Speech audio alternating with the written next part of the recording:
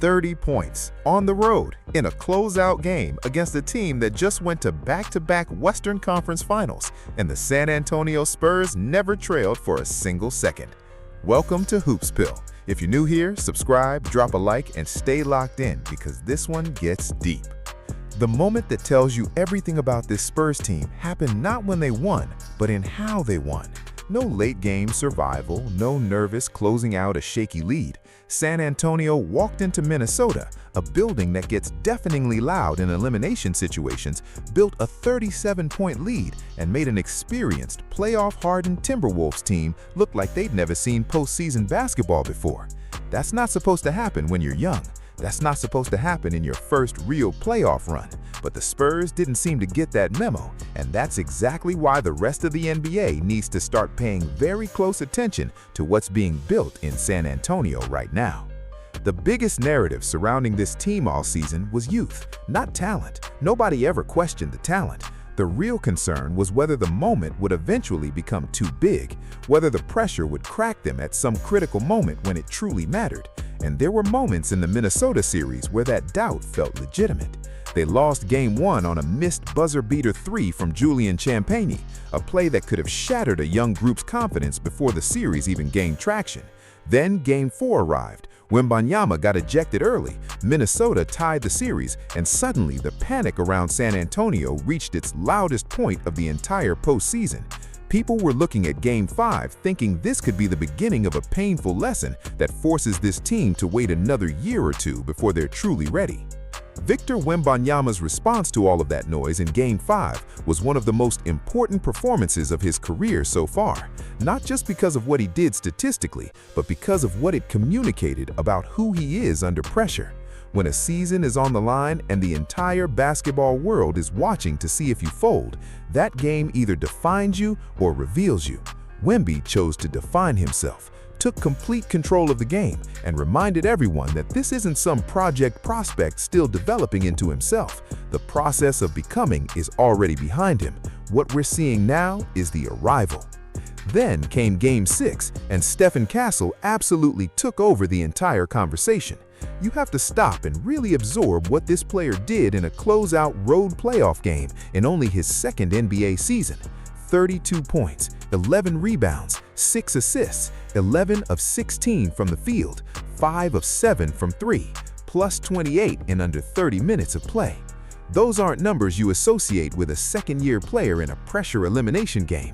Those are numbers you see from established stars making deep playoff runs after years of experience. Castle produced them before he's old enough to rent a car in most states, and he did it against a defense that's been through serious wars before. What makes Castle genuinely dangerous, and this is the part that's starting to terrify opposing coaches, is that he doesn't just produce in one specific way. He's big and physical for a guard, attacks the paint relentlessly, rebounds at a rate that would embarrass most forwards, defends with real intensity, and distributes the ball with maturity that usually takes several NBA seasons to develop. But the evolution that changed everything about how defenses can guard him this postseason is the three-point shot. Teams spent all year trying to sag off Castle, daring him to shoot, taking away his driving lanes. He's been answering that dare since the first round and hasn't stopped. 5 made threes in Game 6 against a defense that reached back-to-back conference finals isn't a heater, that's a statement. Look at his full playoff line and the picture gets even clearer. 16.7 points per game, 7.4 assists, 52% effective field goal shooting. The turnovers still show up sometimes, and that part of his game still needs refinement. But here's what separates the truly impactful players from the box score fillers.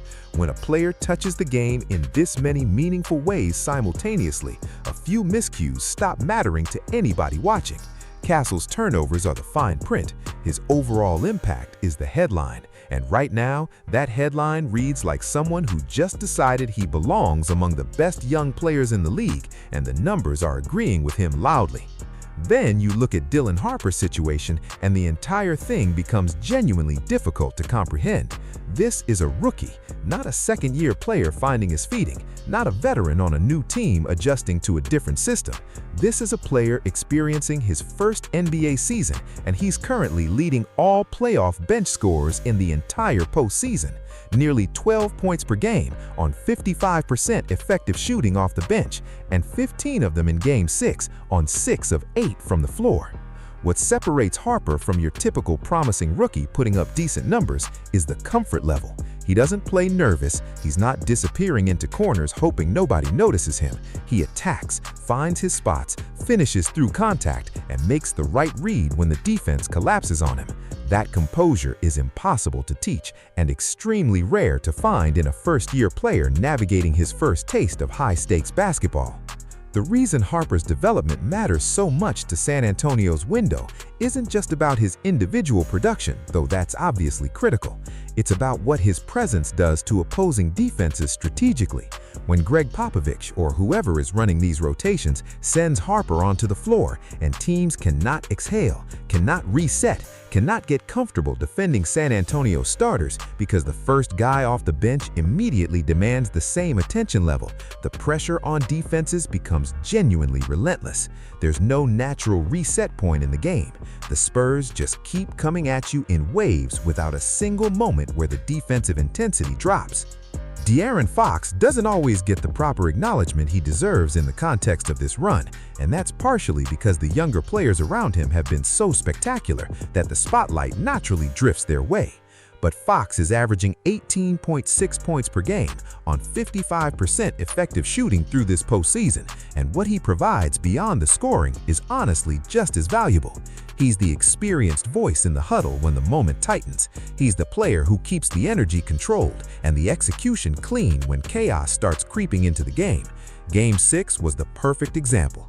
21 points, 9 assists, 8 of 10 from the floor, and it came at a moment when San Antonio needed someone to set the tone early and never let Minnesota breathe. Fox set that tone and never released it. Now put all three guards together and look at what happened in Game 6 from a purely logical basketball standpoint.